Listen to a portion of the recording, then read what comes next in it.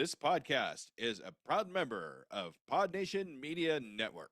Welcome to Franchise Addicts, the podcast that covers every film in a given franchise. My name is Luke. And I'm Peter, and get your gas masks! Get your gas masks! You're gonna need them for a big chunk of this movie. It's kind of a stinker. You're gonna need it. I figure I'd make a little bit of money on some of the disaster parts of this movie, but forget it. Let's talk about this great movie, boys. Let's do it. And then we are joined by a special guest, Zach, from Zach on Art House on TikTok is how I know you. Hey, Zach, yeah, welcome to the show. of course. Thanks for having me on. I'm super excited to get into some Spielberg here. Yeah, some great Spielberg. Peter already tipped his hand that he might be the negative Nancy for this particular movie. Chris and I are doing, we did our own part of the episodes since Chris wasn't able to join us right now. And so stay tuned to the back half of this if you want to listen to me and Chris talk about it. Chris was very positive about the movie. So we should at least have 3 people that are into this. Peter, you get to be the kind of salt to our water. Totally fine. Yeah, I thought some things about this movie when I watched it years ago, and then I was like, maybe I need to watch it more carefully, and then I did, and some thoughts changed, some thoughts stayed the same. We'll eventually get into it. And I haven't even introduced what movie we're covering, but today we are covering Steven Spielberg's follow-up to the original blockbuster Jaws, 1977's Close Encounters of the Third Kind. So we are doing kind of a create our own franchise in anticipation for Disclosure Day coming out in about a month or so. So we are covering it's not each decade since the 70s, but pretty darn close. So Close Encounters, 1977. Then we're going to jump to the 90s and do Independence Day. Then we're going to be covering 2009's District 9, 2016's Arrival, and then capping it all off with Disclosure Day. So that's going to be our franchise we are creating ourselves and running all the way through. But we start with kind of the granddaddy of them all, Close Encounters, 1977. Steven Spielberg, he's back on the show. We did Indiana Jones over Christmas, and he doesn't have a lot of other franchises. Jurassic Park's still out there, but it is cool to be able to cover another big Spielberg early movie. I think this movie looks incredible for its age. So, Zach, what was your first encounter with Close Encounters? Yeah, I got into film pretty late in life. Like I had seen like all of the Star Wars and Marvel stuff beforehand, but like as far as non-intellectual property based films, it was around the pandemic when I first started like getting into movies like that, and that coincided with the first time I saw Encounters. I think that was like roughly like 2022, maybe 2023, the first time I saw the film. And at that point, I think I landed closer to what I presume Peter's opinion is, where I was just like, this is a pretty middle of the road Spielberg. I found it to be a bit slow and just not super engaging in the way that he normally is, which I now sort of view as a positive of this film. Yeah, so just in the last few years was the first time I really got around to it, and it was really nice to get a rewatch on it. Peter, your first interactions with Close Encounters. I was familiar with parts of it years ago. Everyone knows the however many notes that John Williams put together, the 5 notes, and it's so fascinating how he chose to end the last note in a question. It's a conversation. There's some genius stuff in this movie, John Williams being one of them.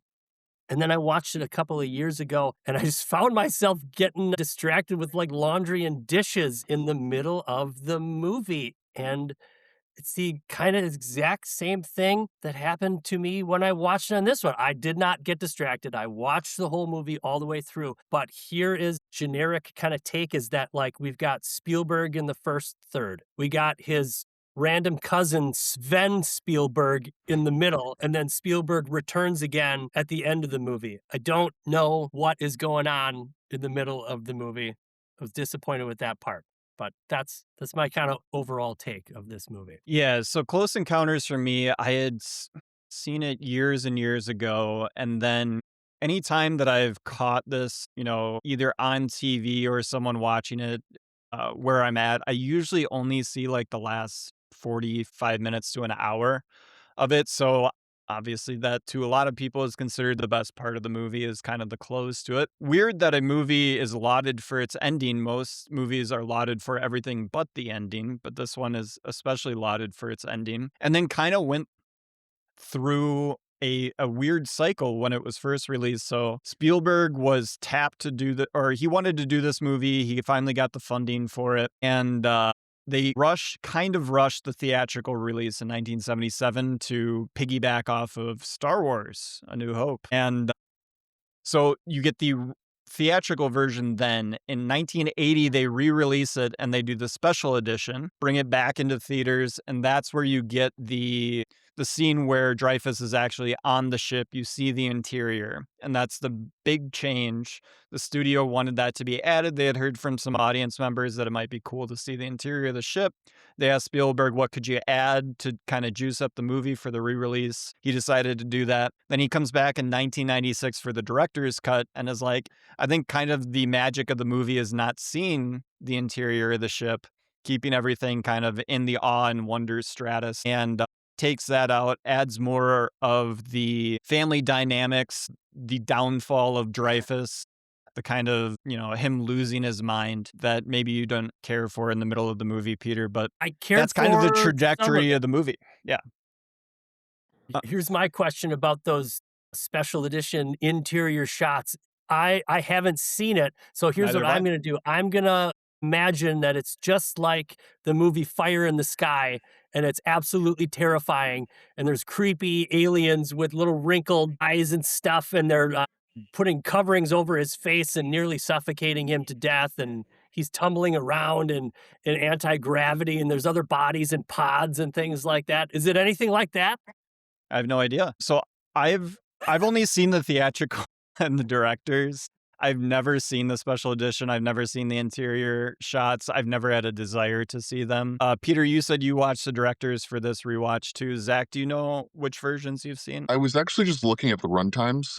I believe I watched the director's cut Okay. because the full version I watched was 2 hours, 17 minutes. Yep, that's what I watched. Yep. Yeah. Yeah, and I believe the special is just a little bit shorter. Theatrical is shorter than that also. So yeah, have you seen the interior shots? No, I haven't seen that version of it. Okay. I think the first time I saw it, it was either, once again, it was probably the director's cut the first time I saw it as well. I think the director's cut, since its release, has kind of been the definitive movie. Obviously, that's usually where it ends up landing sometimes. A lot of people do get nostalgic for what they saw in theaters, but I think since 96, it's basically been like, go watch the director's cut. That's what was intended. I get questions about little specific things with the aliens in the end. There's one shot. The first alien that you see is so awesome and creepy looking. The marionette. He's got like a barrel of a torso and these weird long arms and legs, and I loved it. And then you didn't see him anymore, and then just the little children aliens came out, and I wanted to see more of that creepy guy. That was cool. I think he's kind of coming off of Jaws with the idea that if you can't quite do the special effects for the monster, show the monster as little as possible. So I think it's effective with the amount that he uses it. I get it. I thought he was wonderfully creepy. Really good. Yeah, and this movie, 1977, Spielberg coming off of Jaws. He then does 1941 after to. I remember seeing that when I was a kid. I enjoyed it, but yeah, it's not good. Yeah, definitely considered probably his worst movie that he made. And then the rebound back to Raiders. Quite a run for old Spielberg from the 70s through the 80s. This movie is, like you said, it is a slow burn. It is following a middle-aged man and him slowly losing his mind because of aliens coming to Earth and becoming obsessed with them. But there is a lot of stuff in this movie that we see in later movies about alien invasions that become tropes. The government kind of being secretive about it all, the cover-ups, and that usually is the main focus. And this movie actually had a screenplay written by Brian De Palma, and it was more along those lines as a government conspiracy movie, and he handed it in to Spielberg. Spielberg says it's the worst script that he's ever received. And it was just like, this cannot be. And Spielberg, actually, this is one of the 3 movies that he directed that he took a writing credit for. Apparently, he was coming up with stuff kind of on the fly, shooting ideas and stuff like that. I think there's like 4 credited screenwriters, including him on it. It's only him on this one. Is it only him? This is only Spielberg. This, and I was looking into this. This and AI are the only films where he's the only credited screenwriter. Yeah, and then Fabelmans, he has a co-credit. Yes. Yeah. Yeah.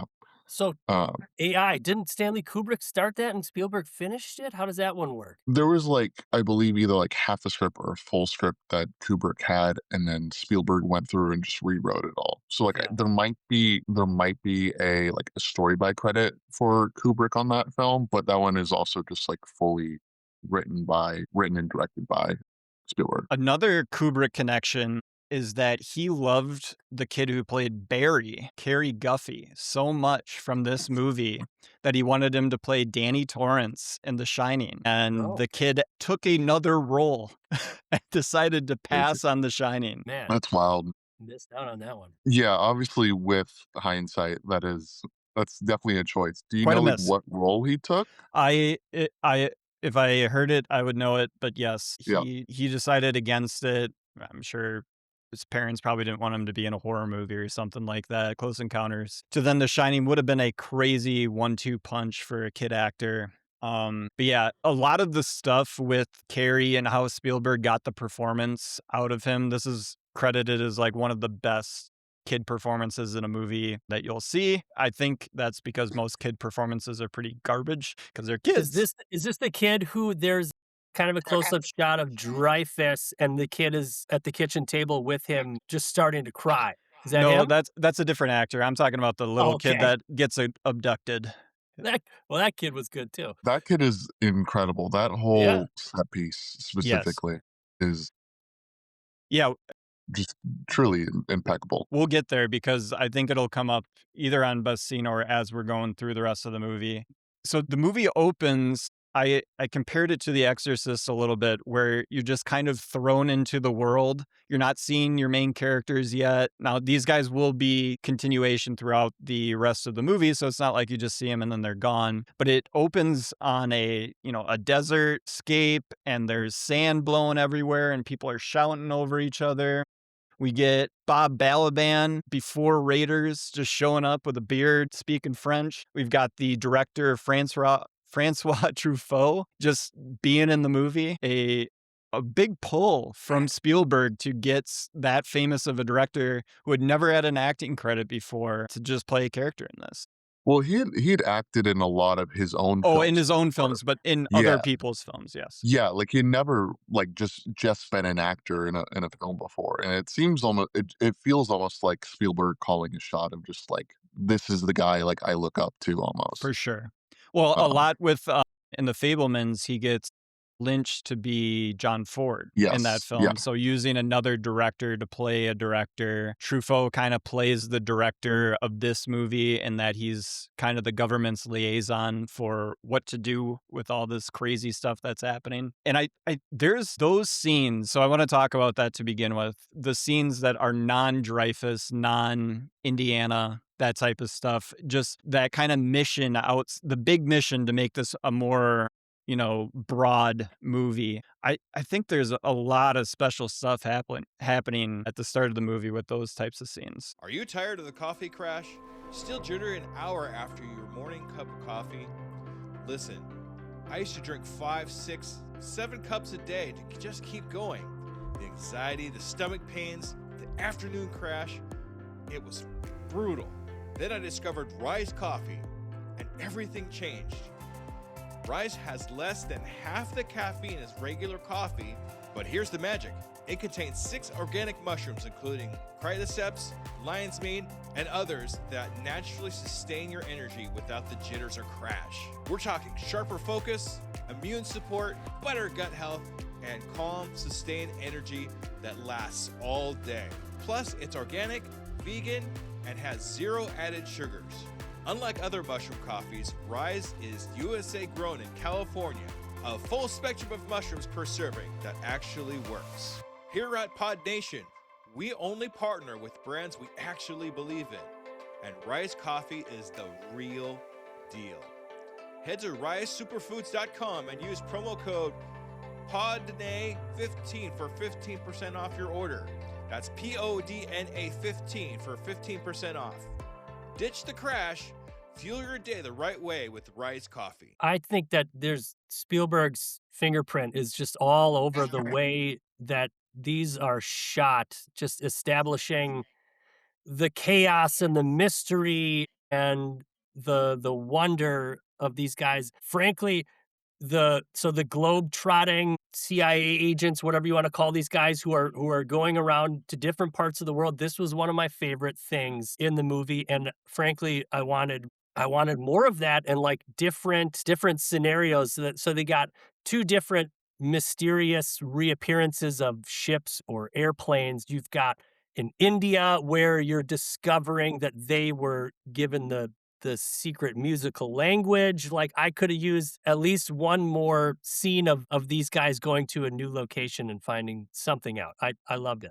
I would agree that, like, I think those scenes are, like, really, really special, and kinda like you said, Luke, where it feels like The Exorcist more like, obviously, visually, you can look at any shot in a Spielberg movie, and you're like, "This is Steven Spielberg," just because of how his camera moves, but, like, pacing-wise and how the movie just, like, doesn't hold your hand, like, that feels more like a new Hollywood '70s film, like a lot of Friedkin's work, Yeah. especially, where it's just not like, you're either on or you're not, and even if, like, you're not totally clued into what's going on there, like, by the end, you are fully aware of their plot and kind of where all of that lands. Yeah, You and mean it's not Friedkin's like a Netflix movie where they like Yeah, they don't have to describe they the plot to you. repeat stuff of like what is happening and what they've done and what they have to do every few Yeah. minutes? It's not like that, is it? Yeah, which I No. think is, like, a big plus of this film as a whole, where it feels like maybe the least didactic Spielberg's ever been. He's generally, like, I think, really good at giving information, like, you look at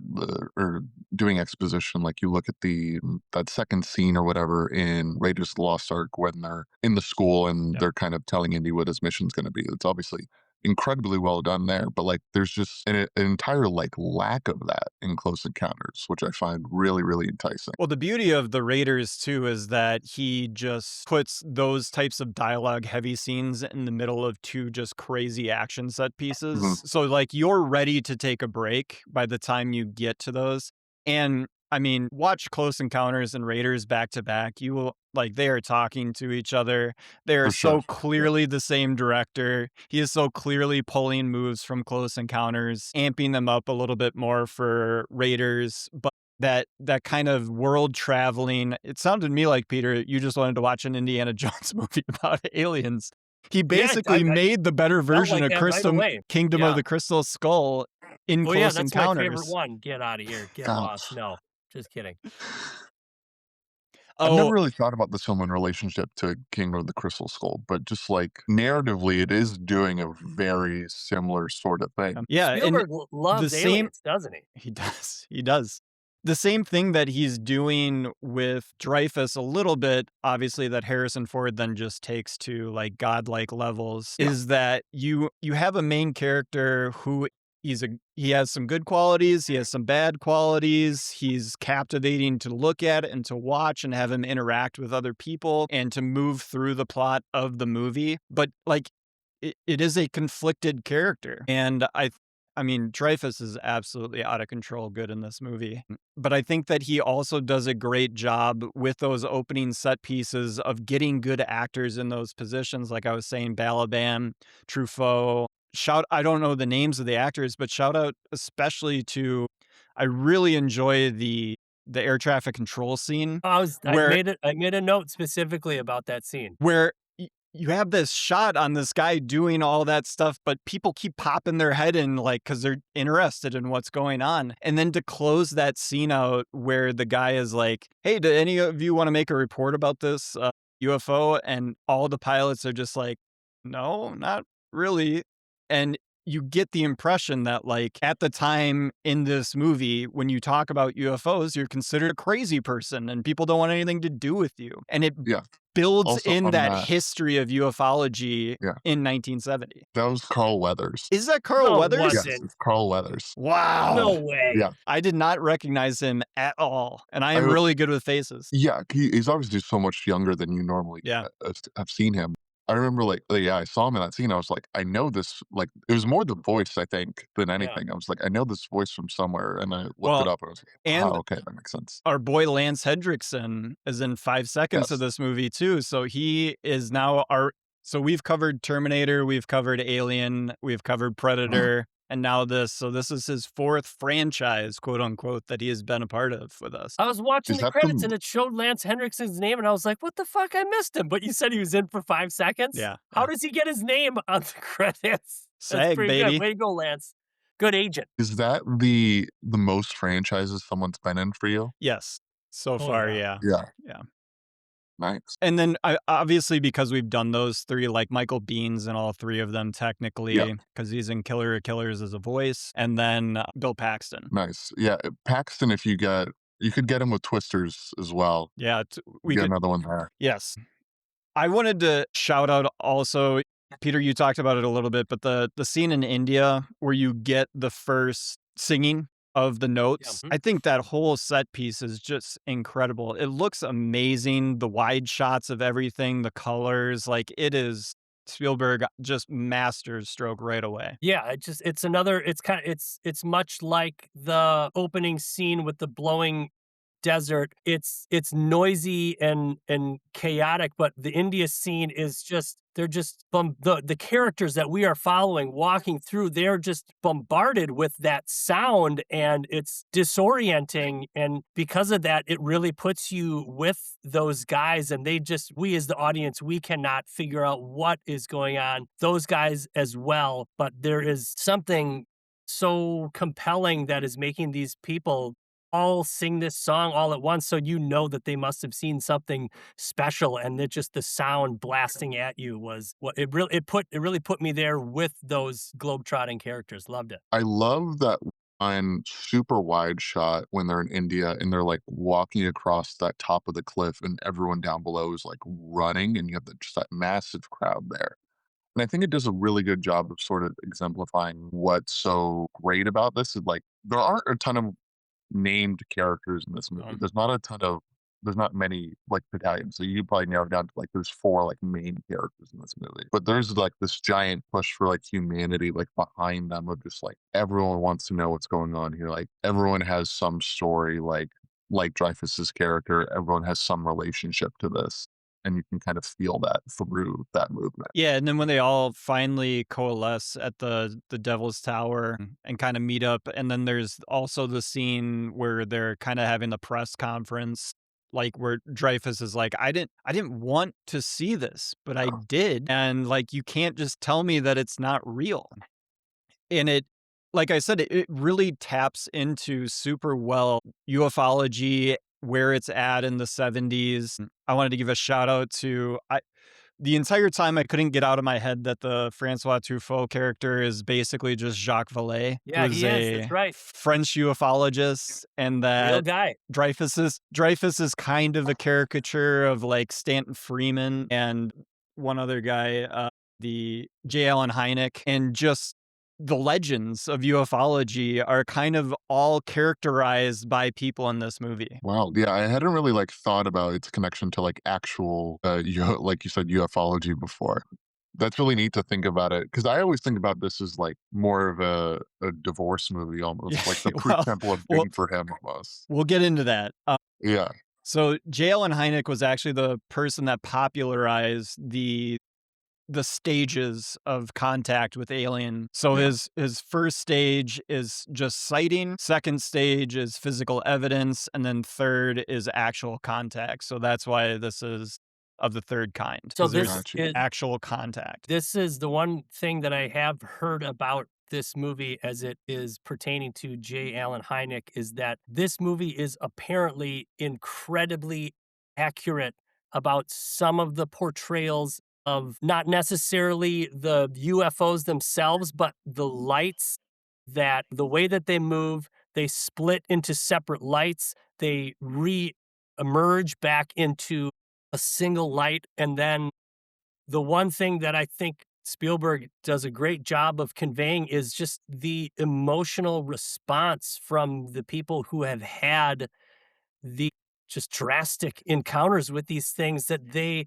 were either affected while they were seeing it and they got some kind of new insight, or it became obsessive to them afterwards in some kind of emotional response. And I think they cover that just so well, and his kind of descent into madness, his obsessiveness with this.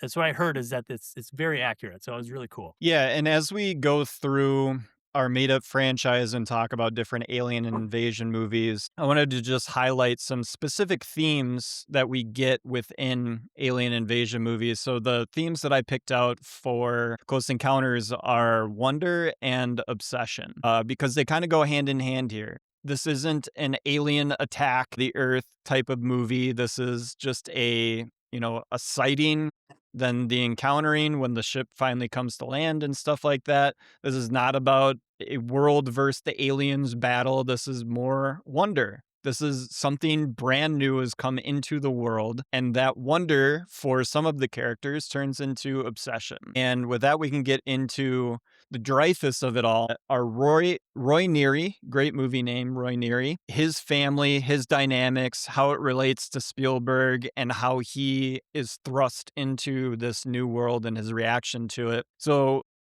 Zach, talk to me a little bit about your impressions of the first sighting by Dreyfus, everything that happens kind of that night, and leading into his relationship with his family during the middle of this movie. Yeah, I think it's very interesting that immediately he is having a pretty intense conflict like with his kids, like up front. Like he's not engaging with them in a pretty rational way where like these kids obviously want to go play. I believe it's like golf that they're trying to go play. Goofy Yeah, golf. the mini golf, I Yes. believe, is what Goofy Golf is. Yeah. And he's just like not buying that at all and just keeps trying to pull them away from that. And then he gets called into work too. So like he's just getting pulled away, like physically away at that point from his family when he already seems pretty emotionally unattached. And then like that first interaction with the alien, like I still don't know like how you shoot that when everything's just like flying out of the car like horizontally. It's incredibly well done, and you really buy that he is so like alone at that point. And like you mentioned with the wonder too, there's no sense of I need to get out of this car, like I can't run from this, like I this is just where I'm at, and this is just what I need to like lay witness to almost. And like you said, that obviously at that point turns into obsession. And this time it felt especially like a matter of fact with his relationship with his wife, yeah, Terry Gar, where it's just like it's kind of inevitable that they're not gonna be together. That this is just too much for them to overcome because they just don't seem totally together from the jump even. He must have ADHD or something. He's got shit everywhere, all over the house. He's got his hobbies all over the place. He's not putting anything away. She's trying to get him to play goofy golf with the kids. He disagrees with everything she says. Yeah, that's totally it, Luke. I mean, Zach, Yeah, and totally it. like he's playing with model trains. He wants to go to Pinocchio because it's something he did as a kid. He's almost like trying to force his family to relive his childhood in a lot of ways. Yeah, just horrible communication between him and the rest of his family. He does seem isolated. He does seem like he has an idea of himself and who he should be and what he should be doing that his family is kind of holding him back from. And seeing the alien gave him a purpose, something that he's like, "Oh, I am meant to be more Yeah. than this." And he just kind of just runs with that immediately. Whereas, when you're thinking about this as a Spielberg movie, obviously with all the stuff that we know about the relationship with him and his parents now, especially after the Fablemans, It to opens up a lot of this. yes, to have a father character who seems disengaged from his kids, who eventually just abandons them and leaves them. And I'm sure all, like, if you could cut back to like the kids finding out about this in the newspaper or whatever, they would be like, "God, like, what happened to our dad? Like, what happened? And it is very similar to a kid going through divorce where you don't really know what's going on. Mom and dad are fighting and screaming at each other all the time. You have the oldest son yelling like, I hate you. I hate what you become. And just all of that pressure. And what it leads Dreyfus to do is to run away, essentially, and to abandon his family for this higher goal that he thinks that he has. And I think for me, that's what gets me through maybe some of the slower parts of the middle of this movie is that family dynamic. And then to have the parallel of everything going on with Barry and his mom, played by Melinda Dillon, who was nominated for this for Best Supporting Actress. And to have them actually come together seems right because they're both believers from a standpoint, whereas Terry Garr just does not want anything to do with it.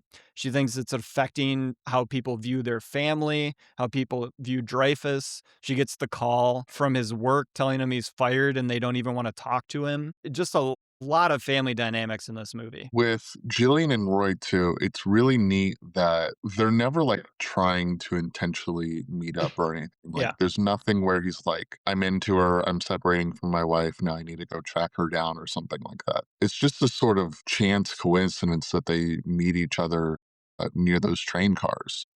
And the trains obviously being like a really big visual motif throughout his career. Obviously, like the Fablemans kind of circles around to why. And then like the beginning of Close Encounters too, like the movie starts off with at least like when he's playing like with his toys with his kids, like he's showing them like a train crash, Yeah. like Well, with model trying toys. to teach by showing a Yes. train. Yeah. Yes. So And then just being frustrated that like my teaching technique isn't working on you, kid. yeah.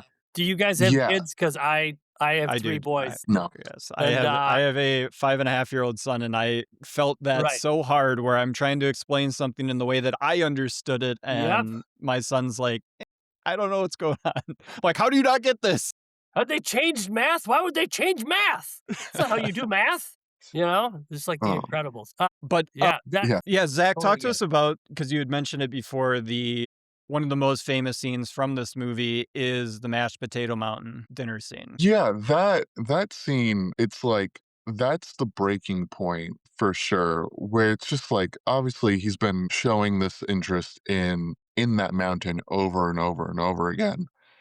And I think kind of like what you said, Peter, him trying to figure out like what this mountain is that he's drawing is kind of the part where it feels like a little redundant, but it does, I think, add up emotionally to this scene where he's just like piling on these potatoes over and over and over again. And it doesn't really ever build it taller. Like if you like Uh, look at his plate, it just never makes a pretty tall mountain. It just kind of builds around and just like overflows off the plate. And it's just like you're seeing all those emotions overflow as well at that point.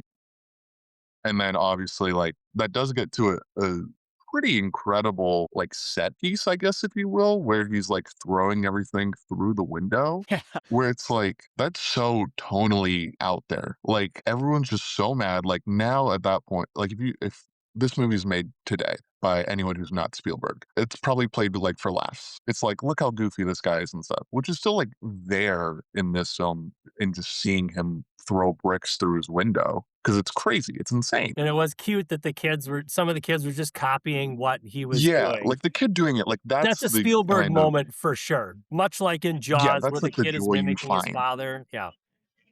Exactly. But it does just end up in okay, like his wife's like, I gotta go. She's like, I can't be involved in whatever this is anymore. And yeah, as much as the kind of mystery behind the mountain feels really simple, I think kind of the emotional fallout of that is what makes that second act work for me. Well, and I love Dreyfus when he realizes that his family is just staring at him. Yeah. And he kind of mumbles out like, I saw this thing. I don't know what it means. I don't know what it is. I clearly am obsessed with it, but like Yeah. dad's still here. I'm still your dad. Like I'm still here. And then the shot of the oldest son that you see in the background of him with like tears coming down his face, watching his dad just like have this mental breakdown.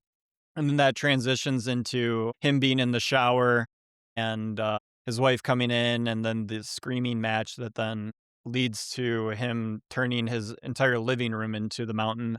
One note on the mountain, in the house that I thought was very funny is he's throwing everything through that kitchen window and then he climbs up the ladder and goes through the window, almost Yeah. like it's a spaceship, almost like outside to him is like the moon and he's got to get back on the lander Yes. and he pulls up the ladder through the window after. Like, it's just a great touch to just be like, this guy is completely out of his mind and like Yeah. in a whole other world. Yeah, Yeah, like there's some way that you can justify to your neighbors putting all these things in your house, maybe. You can't really justify you going through the window as Yeah. well.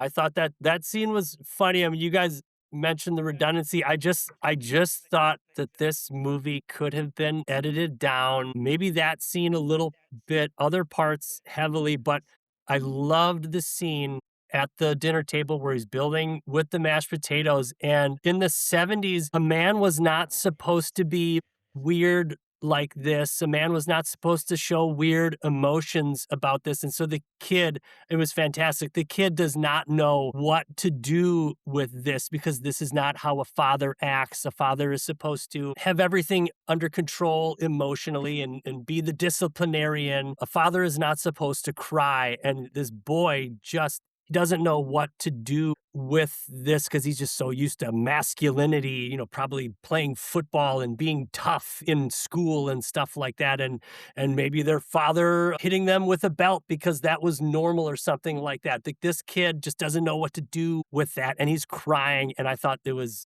beautiful and fantastic and just zigzagging of what a mainstream man is supposed to act like. Phenomenal acting from the kid, good acting from Dreyfuss, of course, but then I swear that scene where the wife finally leaves him, it was just too much for me. The point could have been gotten across with probably, I don't know, 2 less minutes or something like that. And then from that point on, there's a whole section of this movie that loses me. I'm just going to be honest. I wanted to give a quick shout out when we're talking about the family dynamics and stuff like that of the kid being like, Dad said we could watch the 10 Commandments. And he's like, I only told him 5 commandments.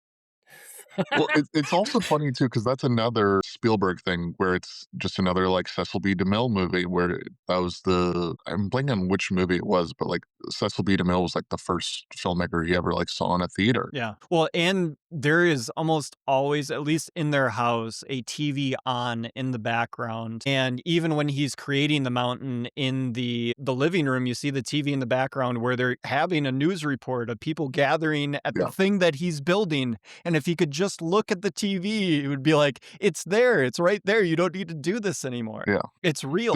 There's one shot too. I can't remember which scene it's in, but there's one shot where like a TV turns on and just for a second you see like Stagecoach and then it like Yeah. cuts to black. And it's just like all these little like touches of Spielberg where it's just like even though it is like the kind of slower, more meditative like 70s palette and mood that he's setting here, it still is like the sort of high octane Spielberg filmmaking where there's always something going on visually. Yeah, and let's get into kind of that super fun thrust of the end of the movie, the last about 45 minutes where Dreyfuss has abandoned his family, abandoned his boy, and he is on. Barry has been abducted. That's a very cool, probably the closest the movie gets to horror during his abduction, pulled through the dog door. That was Yeah, that whole set piece is incredible, that scene.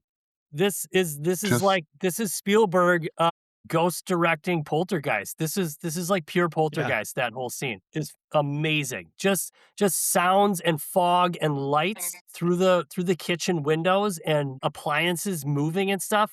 That's amazing. Loved it. I think that scene too is also like it's obviously like everything's really backlit. Mhm. Everyone's in like real deep shadow, and it feels almost like the foundation for the look he's gotten for the last like 20 plus years with Janusz Kaminski, where he's always using this weird backlight and kind of playing these figures almost as just playing his characters almost just like figures like within this world. Like there is like an anonymity that he's kind of getting at here, where it's like this could be like anyone in this house. Yeah. Well, and then he's matching scenes from earlier in the film where Yeah. we see the toys come to life at basically the first time we're introduced to Barry, and then the mom running after the ship and Barry from the beginning of the movie running after the ship through the fields and stuff like that. So just doing a ton of visual storytelling all the way through. Yeah. So we get everyone to the Devil's Tower. We get Dreyfus meeting up with Truffaut and all those guys. They've kind of coalesced to this central point. Something is going to happen. And the ship, they get everything set up on their little base there. The ship's coming in. We have Dreyfus on the rocks, very Raiders of the Lost Ark, end of Raiders of the Lost Ark-esque, where you have our two male and female characters peering over the top, looking down as spectators, not a part of what is actually this big monumental thing going on. But where Raiders kind of keeps them at that distance till all the crazy stuff has happened, Dreyfus comes forward and becomes a part of the end of the movie. And we get a, humongous spectacle to finish this movie off. Even before that too, you have like the whole chase up the mountain too, where the feds have lied to them about I believe it was a gas leak or something that they said. And so they're all trying to figure out what's real and what's fake with that. And then Dreyfus falling back down the mountain. And what was her name again? Melinda Dillon? Yeah, Jillian. Yeah, Jillian trying to pull him back up again. It's insane. This was the part of the movie that I hated. Yeah, I will say that was the part that I probably paid attention to the least. And it does because I think it's because it's in broad daylight and there's just not as many interesting visual stuff to like kind of attach yourself to. And as soon as darkness comes around again, like all of a sudden you're like right back into what the feeling of the movie should be. This is where I swear to God, Sven Spielberg comes and he's like, you want the military guys? Sure, I can do that. You get me a helicopter? Sure, we climbing on the rocks, falling down the rocks. You know that set that you used with the road and the UFOs flying through the road? We can reuse that set and put it with some rocks there. They're climbing the rocks, and we shoot a bunch of climbing on the rocks and running away. Then the gases, they fall asleep, they fall down sometimes, they come back up. I don't know. Didn't like it at all. I was like, what? Like a B movie all of a sudden for a big chunk of this movie. And I feel like they didn't have enough, I don't know, just like close-ups of what the characters were going through, or they did, and it just needed lots of editing. I don't know. Like that segment ends on like the real tight close-up of Jillian and Roy's hands like coming together, of him Sure, yes. almost getting over his separation in that moment and finding like kind of going back to that greater purpose he finds at the beginning of the film, reconnecting with that. Yeah. There's some of it just too much fluff with just generic chase scene. That's my complaint. Could have been better. But the last 30 minutes of this movie I think is pretty unimpeachable. We get the humongous ship coming over the top. We get the bright lights. We get the conversation, the back and forth musical stuff going on between all the researchers and military people down there and the ship itself. We get a bunch of tubas. We get the dropping of the gangplank or whatever, the onboarding. What are those called? I think in this one they just have like a door that opens up. But there's like also a thing that lowers it was a ramp, so basically. steep. Yeah, that thing very was so steep. steep. How did Dreyfus ascend that? Must have like a level 10 rock climber shoe on or something like that. I don't know what the hell. We get But the call dude back tickling to the keys was better than well, I was Billy just gonna Preston and Get Back and the Beatles. You know what I'm saying? He's quick. he was going for it. Hell yeah.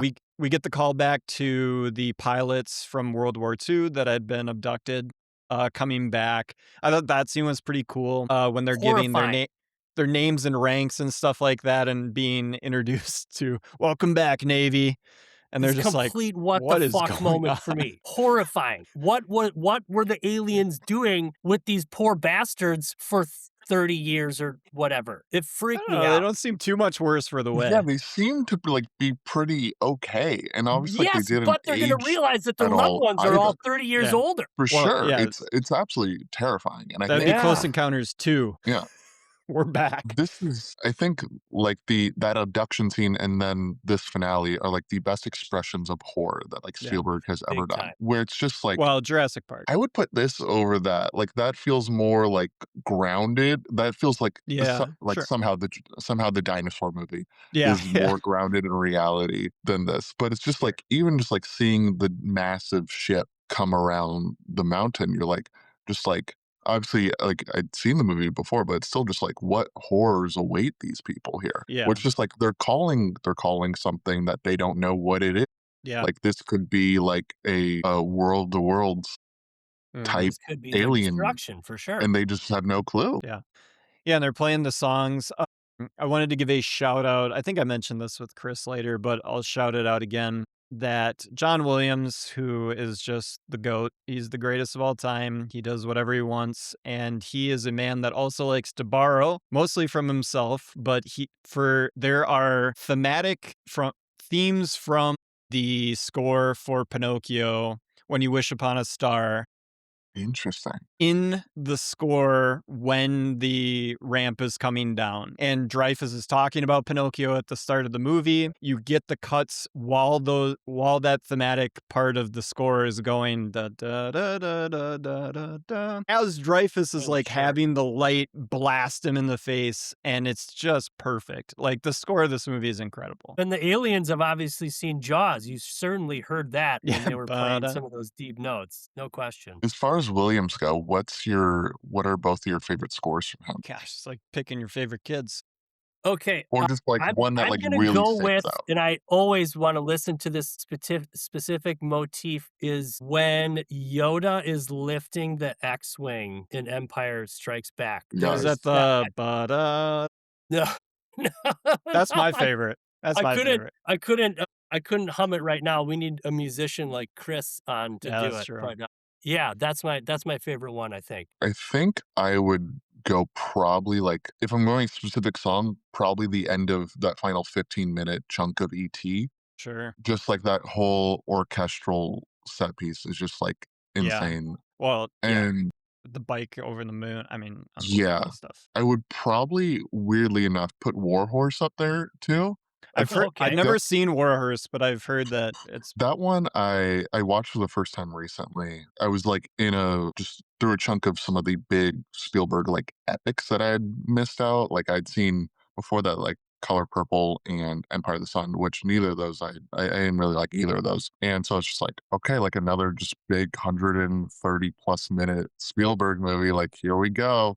And it just blew me, the movie as a whole blew me away. But like wow. Williams' score in that, it's so melodramatic. There's just so much going on to it. It's really just like emotionally intense in a way that like a lot of his newer stuff I feel like is like he plays it a little like straight and a little quieter than he used to. And that's kind of the one time I've been like, okay, like at least that I can remember where I'm like 21st century John Williams is like really putting everything Still into it. got it. Mhm. Still got Yeah. it. I would say if I I mean, were to pick like a complete movie, it would be Raiders. I love Indiana Yeah. Jones so much, and just the idea in Raiders, just the way that it's shot and the script and everything, that like it could be a silent movie with just a score, and you would understand everything completely. Like that's when a score is transcendent for an entire movie. Yeah, it's obviously it's kind of crazy that he just has so many scores that are just like you can hum it and just anyone is like, yes, I know what this is, Yep. even if I haven't seen these films. I think my favorite scene in Raiders is the scene at the school where they're describing the power of the Lost Ark,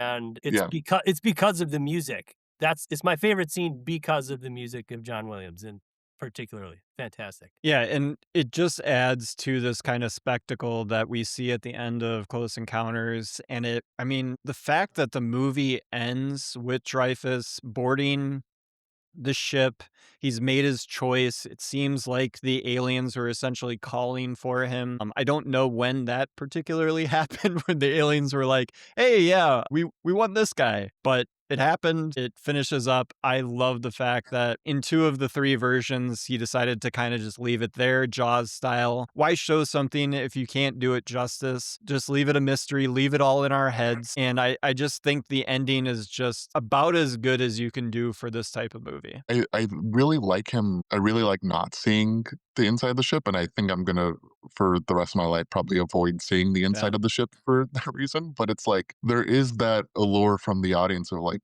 you do kind of want to see what's inside. Oh, Like of there's course. just that a general curiosity to it, and not giving you that kind of puts you in the same space as Dreyfus, where you do have a kind of little thing of like, well, what's in that? Like, what's in there? Like, I need to know this. So Same thing with like a sequel to this movie. I would love to have seen in like late 80s, 90s Dreyfus come back, and it's like him trying to explain to people what it was like on the ship for however long he was on it, and where his kind of mindset is now that he's kind of gotten the thing that he wanted through the back half of Close Encounters. But obviously, like we know as the franchise addicts that sometimes that is a slippery slope that you don't want to go down, and you might as well just leave the movie as it is. that's what I would do. Yeah. Uh, No, I think so did he write this movie before he had kids? And didn't he say like yes, he might not have made this story choice if he had yeah. children? Because this is another kind of horrifying thing to me, along with the pilots. This is a what the fuck he's leaving, and like we said, we don't know what the aliens have done to the other people, what they're gonna do to these people, and he may never see his children again. I like he gets, divorces from his wife, but he's got kids. This is crazy. But it's like this is part of the allure of this movie. Can you believe what happened? Can you believe he got on the ship? Like this is why we talk about it. Well, there was another fun thing that came out during an interview, and I cannot remember who the interviewer was. But this was in like the early 2000s. They were interviewing him and talking about this film, and the interviewer goes like, "Hey, Steve, did you realize? Speaking of like, this is a movie about you coming to terms with your parents' divorce, and that's all throughout the movie and stuff like that. That at the end of the movie." Your mom, Steve, was a musician and your dad was a computer scientist, and the ship is making music using computer technology. So you're essentially combining the 2 things that your parents do and having that be the communication that is going back between the aliens and the world. And Spielberg was kind of just like, I guess I never thought about that. That like It's subconscious in there. he's literally subconsciously putting into the movie like I wish my parents could just talk like this, And communicate. they could take me and, take care of me. Yeah. And then my dad wouldn't have abandoned me by going on a ship. Wow, good job by that interviewer. Good Yeah. insight. And so Spielberg made this when he was 29 years old. Like he Crazy. is like just out of control talented at this point. But to then make it as personal, like I don't think at 29 years old I could write or make any type of art that would be even touch on the amount of personal effects that he puts within this movie. Yeah, it honestly just kind of it's the weird kind of thing where it just like makes you feel not even bad, but just like you kind of throw your hands up and just like what life choices do you have to make Close Encounters at 29? Yeah. um, And yeah, I mean that's I to like the longevity of his career as well, where he's Well, I still talk about it a little bit with Chris too, but I'll give this to you guys that a lot of movies, especially those that are made by auteur directors and writers and stuff like that, like there is usually the movie you can kind of break down as making a movie. It just happens to have a story about other stuff, but it is about the creation of movie making and stuff like that is buried within the characters. And the Dreyfus character very much is like, I have an image in my head of this thing that I have to get out of me. I have to make it come to life in the real world. I have to see that part of it through, that obsession with this idea in your head. And I think Close Encounters for Spielberg is that same way. He's like, I have this idea in my head. I need to get it out. People think I'm going crazy. And like he produced it. He made it. Like, and I think that is kind of the through point to see as you revisit this movie over and over again is just how much of that idea is there in there. And once again, kind of connecting back to the Fablemans, where he's just like, I can't help but like take pretty videos of my mother. Like I can't stop myself. It's that same sort of obsession that he has with just his like just overtly beautiful brand of filmmaking. And speaking of obsession, let's get into our obsessive part, which is where we give awards for Close Encounters of the Third Kind. So we are kicking it off with our award for our favorite scene from this film. Zach is our guest. Get us kicked off with your favorite scene from Close Encounters. I think it has to be some part of the ending. I'm not going to take the full final set piece. Chris did. I'll take when the ship first lands. Nice. When you're seeing the massive mothership land and all the other smaller ships kind of flying through that space. I'll take that portion of the ending. There's this really cool shot when it's kind of pulled back a little bit, but they're on the rocks and it looks like they're using miniatures and stuff like that. Yeah. But the people in the top right hand corner on the like landing pad are like moving and like, so thinking about how they're splicing that together with film to do that in certain parts and like the blocking and the setting up of everything that you have to do to make that work is like, you're like 1977. What are we doing? Unbelievable. And like everything with the ships too is just like technically like you're looking at it, I'm just like, I don't know how you physically do this in 1977. And a lot of that too, like what you were saying, like I think probably a good bit of that is like matte paintings and like using forced perspective and stuff. And it plays incredibly seamlessly. And it is, I think, that perfect blend of that wonder and horror at just everything around them and all of that unknown. Peter, your favorite scene?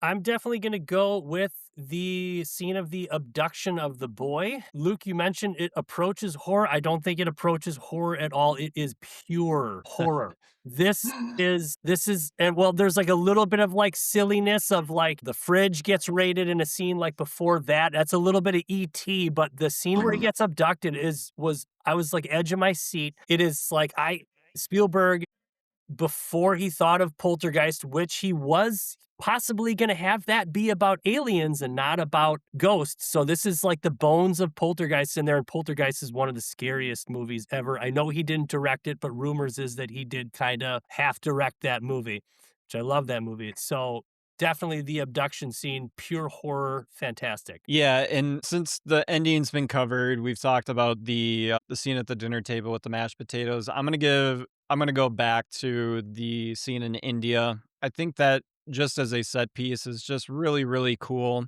The colors are awesome. I love bringing in the idea of aliens being kind of a religious entity for those so inclined to see it that way. So, these probably Hindus or, whatever religion they're currently practicing, seeing this amazing thing come out of the sky and make this sound, and then it becomes a part of their religious practice, a part of their meditative practice, and just waiting for it to come back because it has to mean something. And through song, continuing that meaning forward. It's just a really cool thing that you kind of just throw into the first 15 minutes of this movie. And it's blew me away. Yeah, the colors in that scene you mentioned that are so cool though. And it's like it's neat that they they just like contrast the rest of the movie where it's all like the yellows and greens and all that versus very much everything like else.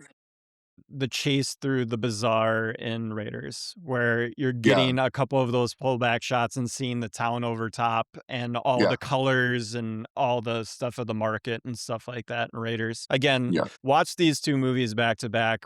I've watched them recently enough with covering Raiders only a couple months ago, and I was just like, oh my gosh, like he keeps on elevating. He's like, I had this idea, I'm going to do it again, but I'm going to do it a little bit different and better. And he's just the best at putting exactly what the viewer wants to see within the frame. Favorite performance of the movie? Not many to pick from. Peter, let's kick it off with you. I did not know that Melinda Dillon was nominated, and she rightfully so should have been. She is my best performance. She's not in this movie very much, and she does so much with very little, I should say, like movement of expression of her face, but she holds that sad, terrified look just in the subtlest of ways. And I was frankly way more interested in her story and her abducted child, way more than Dreyfus. Dreyfus gave a good performance, but I thought hers was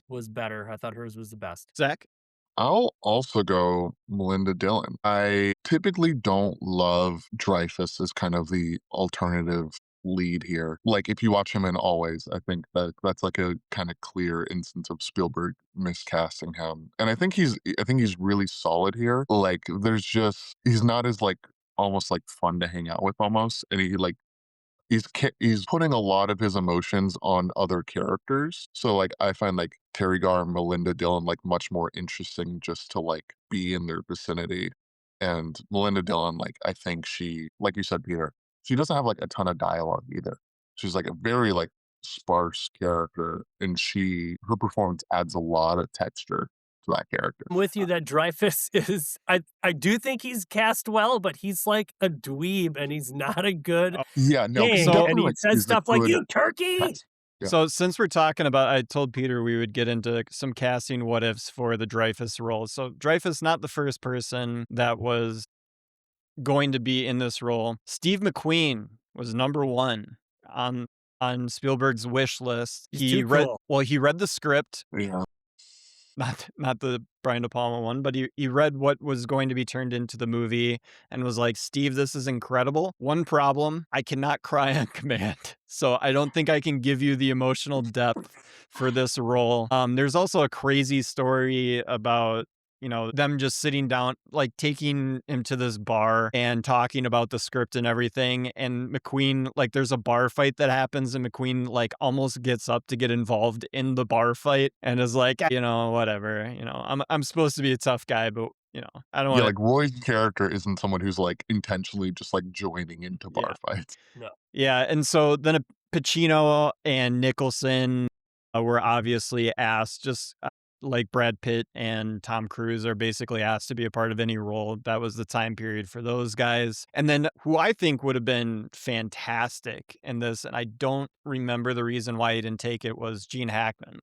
I think Hackman would be incredible in this. Kind of Dreyfus might be the poor man's Hackman in some ways, but I think Hackman is just able to, he's one of the best actors to ever do it. I think he would have been, different movie, but I think special. And I have a super soft spot for Dreyfus. One of my favorite comedies of all time is What About Bob? And he is just so good at playing the asshole. Like he's just incredible at it. Not a good Hank, but well cast in some places. I remember watching that movie younger and just being, I hadn't seen a bunch of Dreyfus movies and I'm like, who the hell is this guy? This guy sucks. I hate him so much. And my mom was just kind of like, that's the point. Like this guy was a movie star. He was incredible. For him to take this role and act that way is like, it was cool for them to see that. So I also love Mr. Holland's Opus quite a bit too. So I'm a big Dreyfus fan. Although yeah, he has a very like distinct kind of look and feel to like everything he does. Then like, obviously Jaws too. Yes. And so yeah, this is a great, if you can't stand Dreyfus, I would say you should be able to come around on him on Close Encounters and Jaws at least, and then throw in What About Bob as your kind of wild card. Did I give a performance? Oh, I'm going to give it to Bob Balaban. Nice. I think he's really good, especially with Truffaut basically saying, I'm not going to speak English in this movie until he just miraculously does at the end, even though he's like, I don't know English very well, but I'm going to give it to you. But him as the translator, him as the guy that was the cartographer that realizes that these are coordinates that are being sent. He's just really good at kind of being our audience surrogate for those particular scenes as we're kind of bopping around the world. Yeah, that whole set piece you mentioned as well, like, like that could be a contender for best scene too, where like they're like pulling the globe in from I love that. from the other office. All that is incredible. And I The love kids would the not beard on understand that scene Balaban. at all. The beard is great. The beard is really, really solid, good. especially like that first shot of him when you first see it. Yeah, I immediately I was like, whoa, I forgot that he's in this. And there he is, the Nazi man himself, the Nazi man in black. MVP of the movie, Zach, kick us off. I think I'll go Vilma Sigmund, the cinematographer for this film. Nominated and won.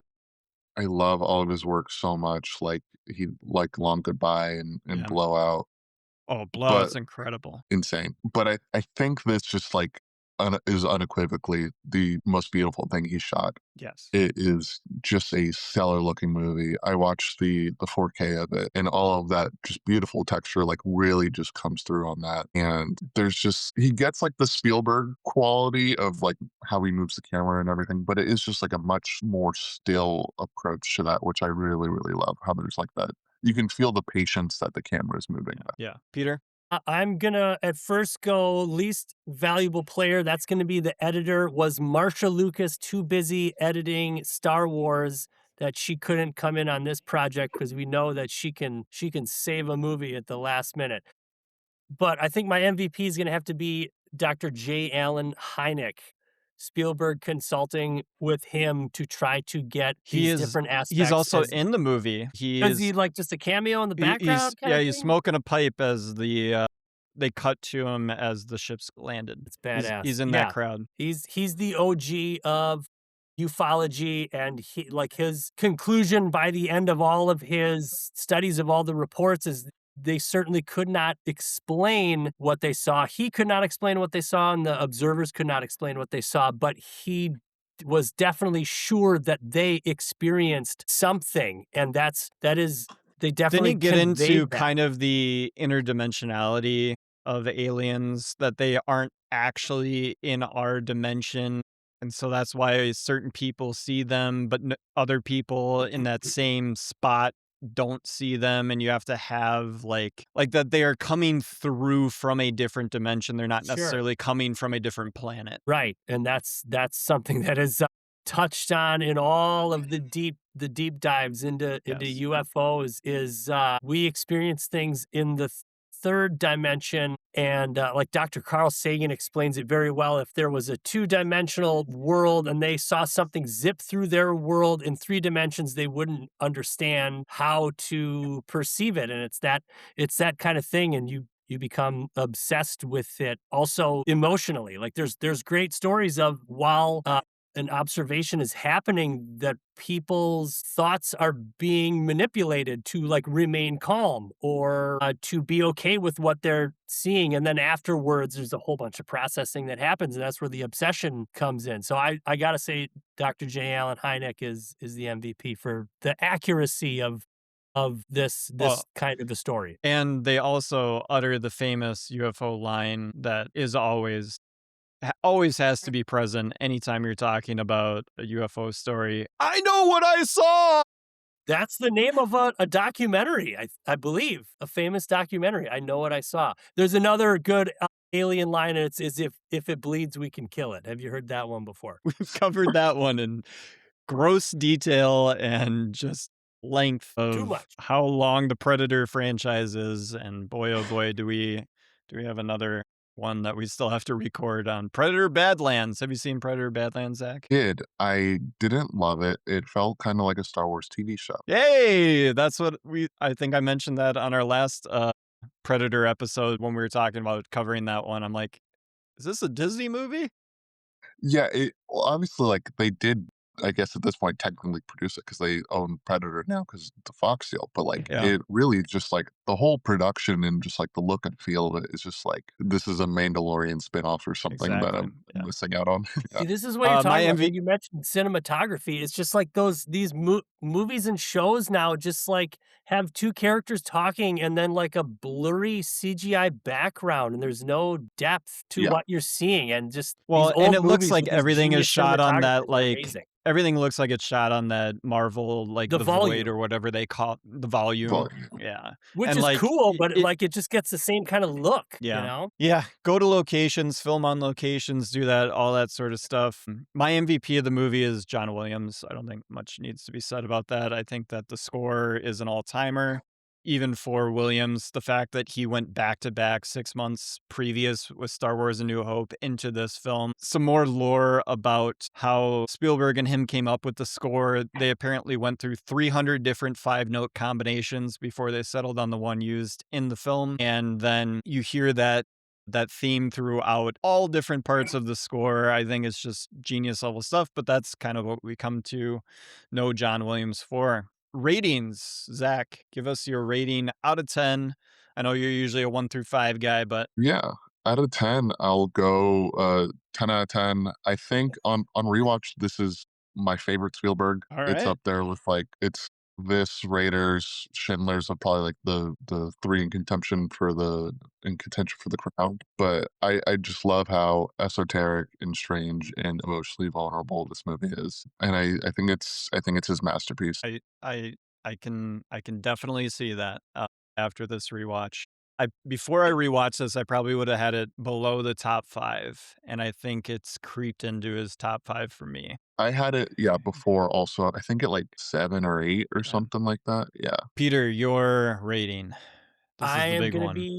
I'm gonna be the hater of this. Everything that you guys say is just fantastic, and then there's just big, just terrible chunk of this movie. I swear to God, this movie could be 20 minutes shorter. The gas masks and the military, one too many scenes of building with the mashed potatoes or whatever. Not specifically the mashed potatoes, but just Mhm. I don't know. Just whole things could be completely cut out of this movie. So I'm giving it a 7 out of 10. Well, Peter, he did make that movie. It's called E.T., and Yeah, I he wouldn't made give it a that a couple 7 years out of later. 10. Phenomenal. And I think that E.T. and Close Encounters being so close to each other, just when they were made, E.T. kind of overshadows Close Encounters, because when you Big think of time. Spielberg For and sure. aliens and stuff like that, you're like, oh yeah, E.T., obviously, and you kind of Yeah. overlook Close Encounters as a result of it.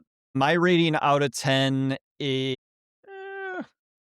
8.7. I think this is one of the better movies that we've covered. Obviously, we had to create our own franchise to weasel it into our theme that we normally have for the podcast. But that's going to be happening a lot more along this run, because we have some of my favorite movies. I'll give a spoiler. Arrival is one of my favorite movies of the 2010s. It just flat out is. I love Villeneuve, and I think that is his masterpiece. Well, gosh, I just rewatched Dune 2, and I'm like, is that his masterpiece? I don't know. We still have Dune Messiah coming out, so that might even be better. But Arrival kind of came out of nowhere, and I saw it in theaters and was just absolutely floored by it. I think it's one of the best things that's come out in the last 20 years. It's Agreed. especially weird for him as like a sci-fi director because he really didn't do. I guess the closest was his movie before that, Enemies. But even that isn't like super like hard sci-fi. Or actually, Sicario is before that. But yeah, Yeah, Sicario, which is yeah, also, again, one of the best movies of the last incredible. 20 years. Yeah. And then Day of the Soldado happened. Any final thoughts, Zach or Peter, on Close Encounters, and then we will wrap this up. I don't really have any final thoughts on that, but you've kind of got some themes to these alien ones. If you listeners out there want to add a terror theme, you should watch Fire in the Sky. Have you guys watched that movie? No, I don't think Fire I've in the heard of that. Sky is a early 90s movie and is a true story about a guy named Travis Walton who in the 70s Oh, in the Walton Arizona, story. he was a logger who was abducted by aliens, and it is his story, and it's absolute. I saw it as a little kid, so it's absolutely terrifying. Maybe that's Still why is. I've never watched it, because I've listened to a podcast about his entire experience with that. You should watch it. They take some liberties about how he says he felt during the abduction and do some things visually and physically to try to portray that, but it's so scary. It's so good. And I think What? Robert Patrick's in it. He's Oh, I good. love Robert Patrick. He's not the guy. He's not Travis Walton who gets abducted, but he's another character in it. What was the military base in England that had the UFO sighting? Do you remember that off the top of Shoot. your head, Peter? For You some have to reason, go I'm back to failing. your I'm last failing to remember podcast it. on the left. Yeah. I can't remember that one. But that particular sighting and all of the stories and, kind of debriefings afterward, that is the one that I believe in the most. That Really? happened, and though they had those experiences. Like Yeah. the Betty and Barney Hill is kind of the famous one, but Yeah. that kind of turns into like two people kind of having a delusion between each other and feeding off of each other's delusion, even though You they're. think so? But why would an interracial couple back in the 60s want to draw attention to But themselves? that's I feel that is like, always yeah, the stand. at least the modern standpoint of people looking back on some of the famous stories is like, well, why would they say it? They knew their life was going to get ruined anyway. And it's like, well, I don't know how much more credence that gives to what actually occurred. Yeah. And there It's all are, part of the story. yeah, I mean, it is what it is. I kind of lop that in with other mass delusions that are more. We brushed over the part in Close Encounters where the guy goes, "I saw Bigfoot once. He was this tall and he walked like this." I love when he Fucking pushes the loved thing it. to show the size of the foot. Unbelievable Yeah. stuff from that guy. I think that Phenomenal. scene actually might be Dreyfuss's best work because you can see like the life just like drain out of his face. Yeah, And he's he's just like, Ah! Shut he's like, up. we're done. He's They're like, we're they're done. Like, all I think like, we're crazy. yeah. Well, people can call me crazy since I believe in Bigfoot and aliens, but we can talk about I don't believe that in some other Bigfoot, time. but I do believe in aliens.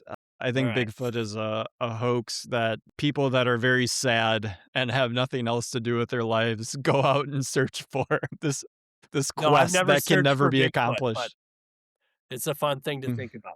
Thank you guys for joining me on the Close Encounters episode. Thank you, Peter. And Zach, give a shout out to all the stuff that you do online and where people can Yeah. follow you. For sure. I'm on zachonarthouse on both TikTok, Substack, and Letterboxd as well. So you can find me under that name on all 3 sites. Yeah. Awesome. You've been awesome getting a lot of it is nice to have a fellow like cinematography file who likes talking about how shots are set up and stuff like that. I know Peter and Chris, Spielberg makes it easy. yeah, Yeah. he does. You guys usually will allow me to talk through those things.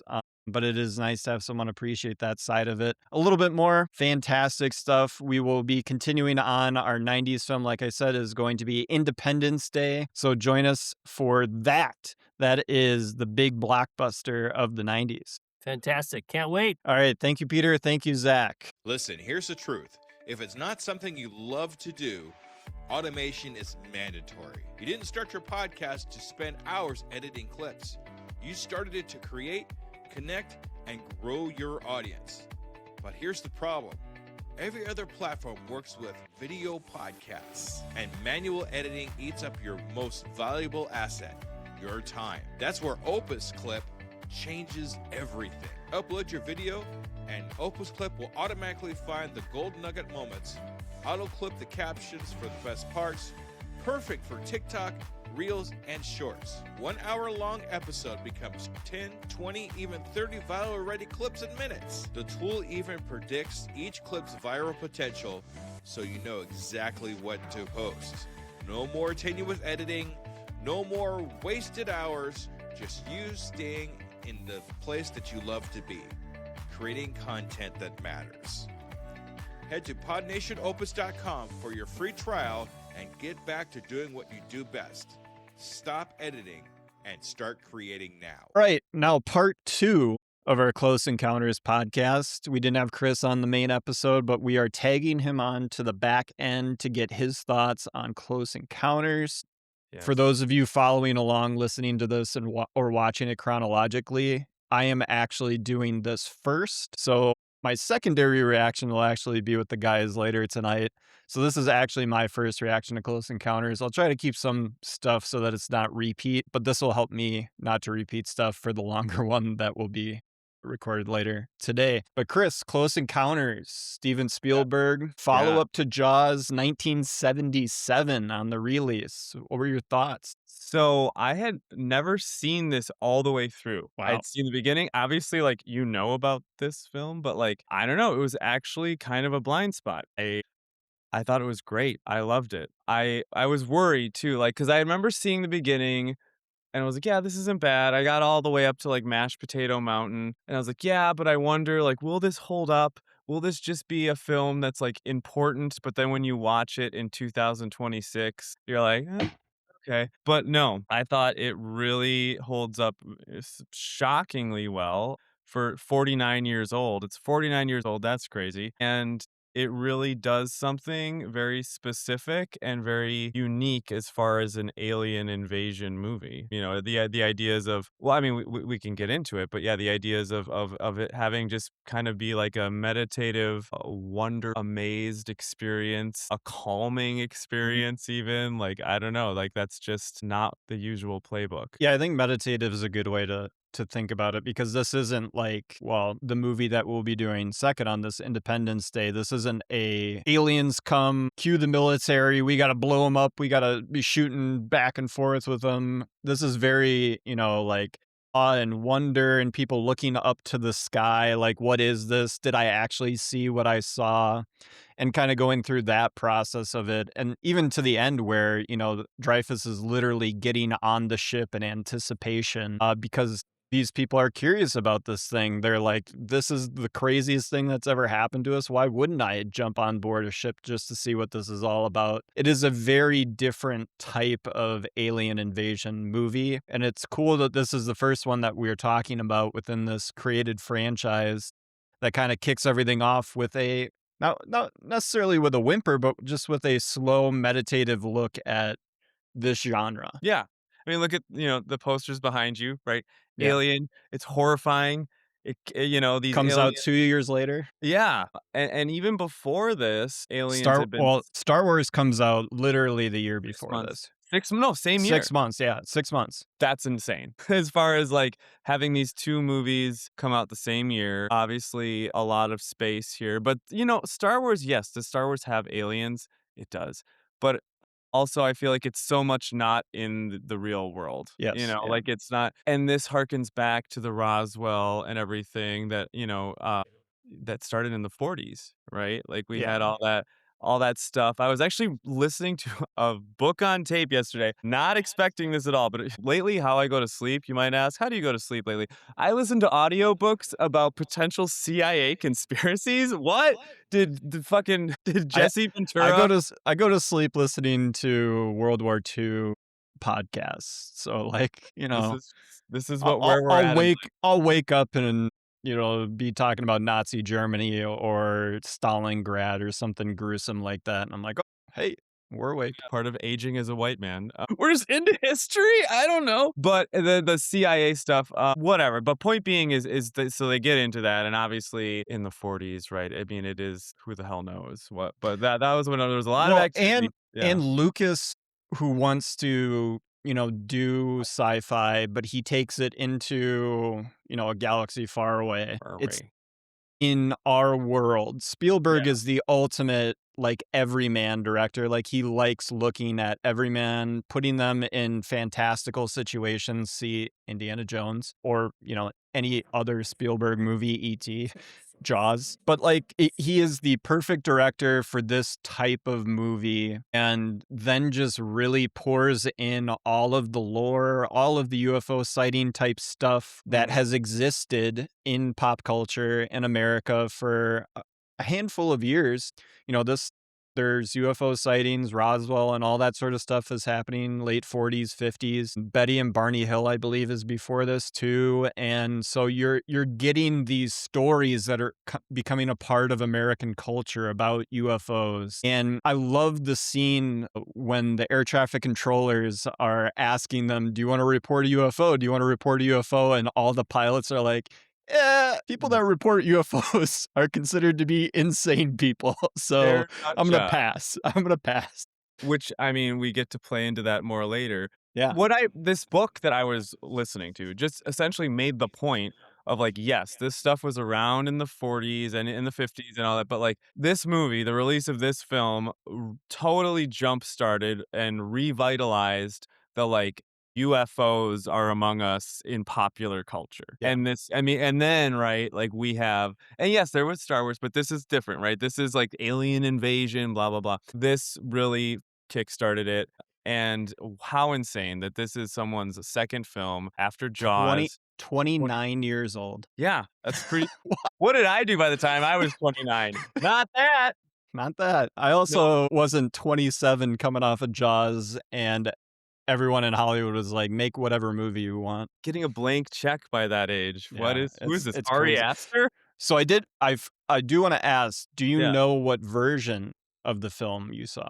No, and I was listening to the pod on a different podcast about this on the way down. I bought it off of Prime. So did I, and they had the 3 options available on Prime. I don't know if you looked specifically. I didn't. There was no inside of the spaceship. Okay, so So it was either the theatrical or the director's. yeah, Did that it was like have the freak out scene with him in the shower? Then you saw the theatrical. 2 hours and like 30 minutes to Yeah, something. yeah.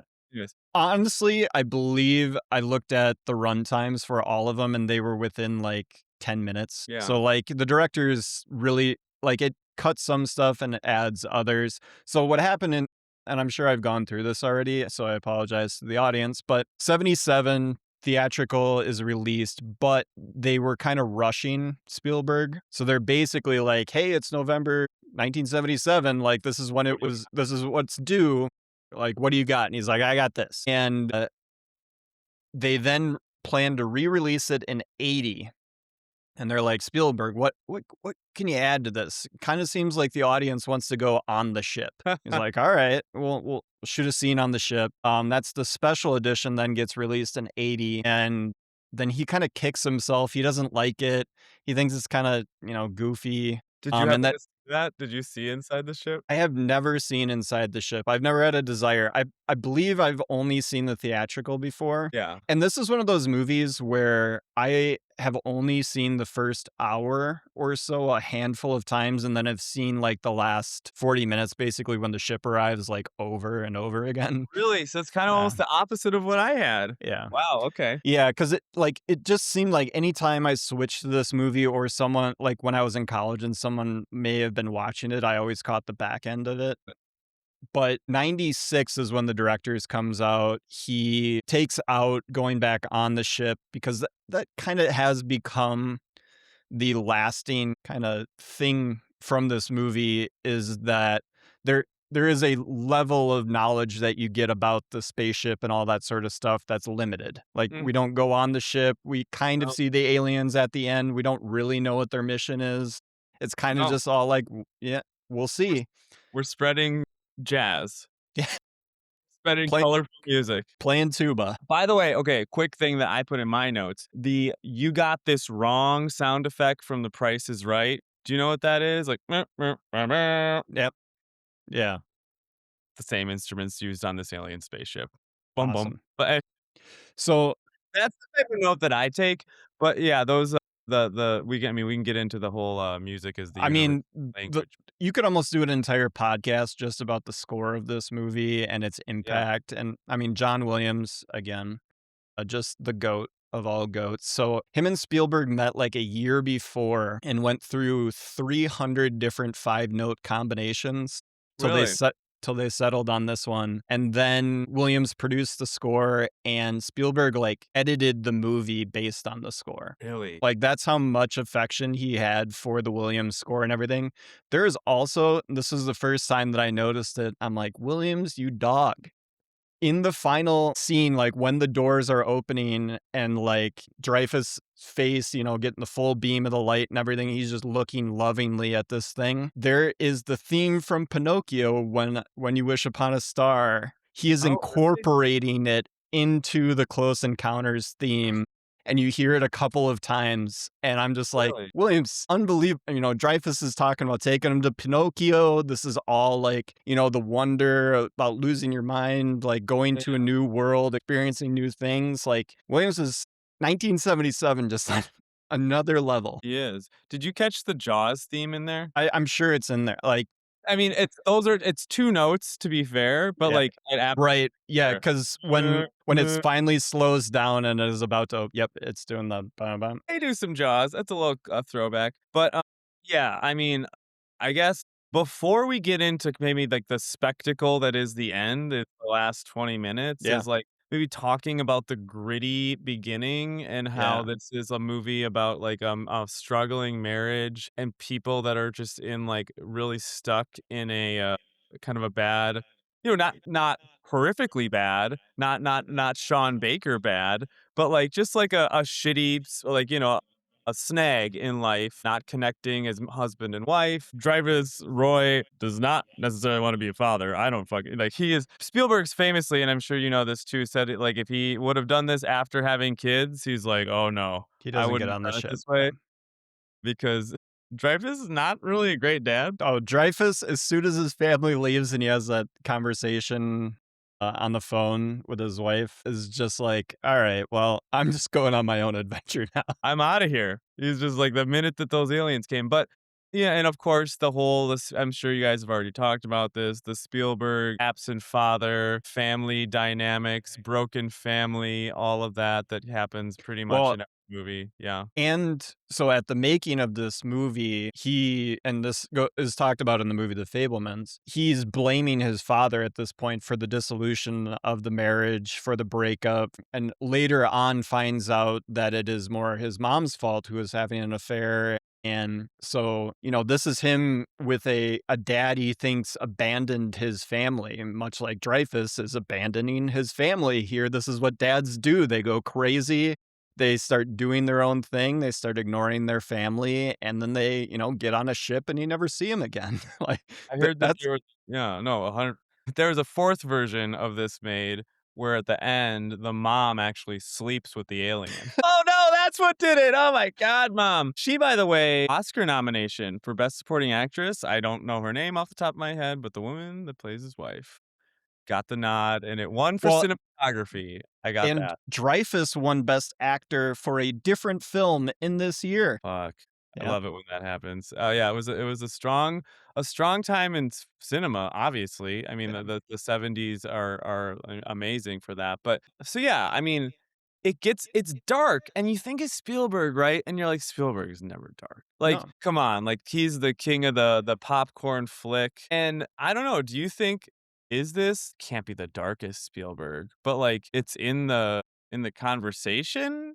It Well, just as far as like. especially, yeah, early Spielberg. Like, obviously, Schindler's List is very dark. I mean, I should have let, but yeah, not the My happiest. Minority Report's not the happiest Little dark, topics. little Yeah, dark with the precogs. but Yeah, I think somebody brought this up in the Rewatchables episode on this, but how close E.T. is to coming out to this kind of overshadows Close Encounters a little bit. yeah, Because E.T. is like oh yeah, show this to your 8-year-old, they'll fall in love with it. Like it's, a great kids movie, whereas Close Encounters is like not a kids alien movie. yeah. It's like a PG art film. And it's I, for I, and it's for like people in their late 30s, like early 40s that are like looking back on being a parent and what it like basically having these ambitions and stuff. You can see Dreyfus when he's working with his model trains and stuff like that, like has some greater goal or idea of himself, and yet he's just like this power line worker in Muncie, Indiana.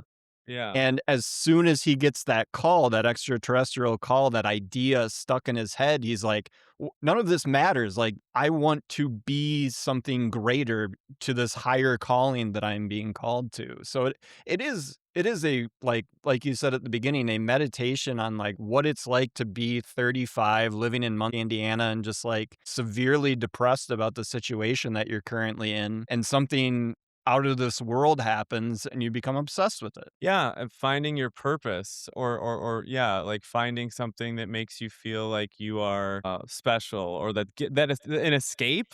I mean, it's an escape for him, but it's also something that he feels is very important. I know that we were talking, you guys probably talking about obsession, and that's I think maybe where the darkness peaks, maybe like when he gets so upset and he starts to literally act like an unhinged, dangerous, mentally ill person for a while. That's our hero doing that, and that's kind of dark. And so, I mean, what do you think it's saying about obsession, right? Like, you think this is a bit like, Spielberg he's an up and coming director. Obviously, he's already made it. I don't even know if we can call him that, but like a potential meditation on like, his obsession with like, what it, this higher calling that he has, and like, Yeah, I don't just know, and movie making in general, like yeah, the creation of these images, the telling of these stories. Because he's just a kid from, a Jewish kid from Arizona yeah, that got obsessed with filmmaking and then realized, well, I'm sure he didn't realize, but people realized immediately this kid's a prodigy and yeah. just has an innate sense for this, much in the way that Dreyfus has this picture in his head of this mountain that he has to recreate. Like this is this thing, and I will literally rip my yard apart and tear neighbors' yards apart to get this image in my head into reality. And that's Yeah, basically what making movies is like I have yeah. this idea in my head and now I need to take all of these things and put them so that I can put a camera in front of it and recreate this thing in my head. It's so yeah, I mean, it's all and I mean, at least in this phase and probably continuing on in his career, so, like, self-reflexive or reflective or whatever, Yeah. even to in ways where, like, maybe he's, like, not aware of all of it, but, of course, the family stuff, and then, yeah, I mean, it's a great point of, like, people, exactly, filmmaking, "Here's something in my head, I need to make this happen, I need to act crazy and, yeah, dump a bunch of plants out, smash windows, and do stuff that makes me look like an insane person, but I'm driven. I have this great end goal, and it's I mean, and it turns out for Richard Dreyfuss, like and he's right, and he Yeah. realized it. Even if we Well, think it's weird that he leaves his kid and all that, like, Well, he that's the thing too, is that it can be both. There can be cognitive dissonance that's occurring here where like he is a horrible dad and a yeah, horrible husband and is doing things that are detrimental to his family, but yet the movie is so careful that you to some extent understand it. Like this is something that's never happened. This is inexplicable. mhm. And so to be caught up in that is not, not like out of bounds for him to do. How about this product placement? Which is, like, for, Crazy like, product placement. for a But beautiful, wonderful film, in the beginning, you're like, "That's a lot of fucking McDonald's." Like, shout just I out mean shout out the pig, man, Piggly Wiggly. oh, is there Piggly Wiggly in there? I Yeah, didn't there's a notice big that. Piggly Wiggly on one of the, semis because 'cause they're using that to, like, as cover while they're taking all their stuff out to the mountain the military is and stuff like that. But yeah, big Piggly Wiggly sign. But, yeah, and then, yeah, so, I mean, let's see if I have anything else about, like, the beginning. I mean, of course yeah, go for it. So I think the train track scene where Dreyfus gets in the truck because he's called out and he's looking at the maps and stuff like that, and then has the experience where the ship comes over the top of him. He gets the bright light. He's kind of getting sucked up. Everything in his car is exploding. I think is like that's where the movie then just starts kicking into gear. Yeah. It is even there is a bit of a s do you think the pacing is good? I think the pacing's excellent. Okay. There's definitely like slow parts and stuff that you could be okay to like look away and be on your phone and stuff like that, but I think it Yeah. always catches back up. Mhm. And there's a lot of compelling stuff in those slower parts and stuff. Like leading up to the mashed potato mountain as you're sitting there, it's like it's just a dinner table scene. It's not Mhm. like anything crazy is going on except for him when he finally then like you realize that in front of his family he's like not there anymore, like he's just gone. And then Mhm. the whole breakdown after that too is just incredible. The like, I'm still dad, like I know what I'm doing is weird, but like I'm just obsessed. There's something in my head and I have to get it out. What do you take about the boy being abducted? Like, Barry. Barry, old Barry, So Barry, very cute, adorable kid. yeah, a lot of fun facts that I'm sure I've already given out, but for this one, I'll just tell you that Stanley Kubrick loved this kid so much that he was gonna play Danny Torrance in The Shining, Really? and the kid chose another movie. He was more grounded. He was like, "I don't know about this one." Red I was Rob, like, Red yeah, Rob, I'm just the joyous child that gets happily abducted by aliens. Everything's cool with this kid. He loves it. Mrs. Torrance, Danny's not here anymore. Fuck. I hope we get to do The Shining sometime on this show because I will just do it all in A lot evil of Danny Torrance a lot of voice. evil Danny. I'll do it all in Jack. And Peter will do it all. And Shelley, what's her name? Duvall? What's her name? The No, Shelley Duvall's the actress. Shelley I can't. Duvall. Did I just say her name? I don't remember. Getting Whatever. really scared. the whole time and scream. Yeah, I don't know if there's anything real like as far as like the child is lost. I don't know. I But bit that like but yeah. it does add the childlike wonder to it because there's he exclaims like when he sees it like toys and like he's just seeing like I think he says ice cream at one point because he's relating it to like the ice cream man or something, these lights and stuff like that. And I could see, like a 3-4-year-old that's just like this looks cool. I want to chase these lights that are in the sky that I've never seen before. Like, why not? Also, obviously, I mean, Spielberg did this accidentally in Jaws, but the use of not showing us everything, showing us different things like the toys coming to life, like the lighting, and then of course at the end we get the big reveal, but doing so much without with so little, more or Yeah. less, right? Like a master at that. Really cool. And some definite horrifying scenes kind of like in the kitchen, I think like when everything starts going insane and like I like that's legitimately kind of scary. Well, and even just like the family stuff, when he's in the shower and his wife's just like screaming at him, and his oldest son is like, I hate you, I hate you, I hate you. Yeah. Like, it's just devastating because and Dreyfuss plays it super well, where he's just like, I don't know what's going on. Like, he's not trying to fight. He's not really yelling back or anything, but his family's just like, what is going on with you? Yeah, like I feel like the fact that he's 29 years old speaks a little bit to the tone because like it's not that severe. Like it's Yeah. dark, but Yeah. like they lose a kid. Like their kid for all intents and purposes is like taken away and killed by aliens. Well, And I know Jillian's child, that's a separate family. oh, Barry's not Dreyfuss's son.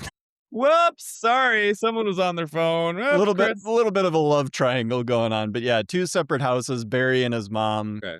She is not married, and then Dreyfuss has his family. Then they come together, Barry's mom and Dreyfuss, and that is how they connect. Very Because good. Of course there is. he almost runs over Barry on the road in his truck early in the movie when they're kind of up on that mountain pass thing, or at least Yeah, hill I pass. think that's honestly where I don't know, like when you're not I was locked into the end was mesmerizing. The The end beginning is mesmerizing. I was in, but I was like, I don't know, all these kids, they look It cute. kind of reminded me of the start of the Exorcist, where you're like just in a desert and there's sand blowing everywhere, and you're like, what is going like? Why are we doing so much intro? Where's my main character? What's going on? Why is the guy from Raiders of the Lost Ark here with a beard on? Like, why is Francois Truffaut in this movie?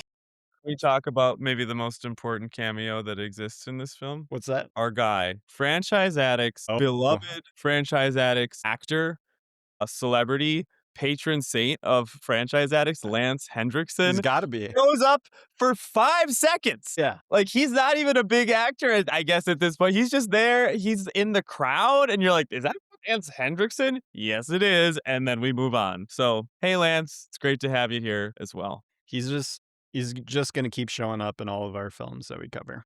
Lance, man, lucky to be there, Lance. So the ending is really beautiful and really took me for a loop because I had never seen it.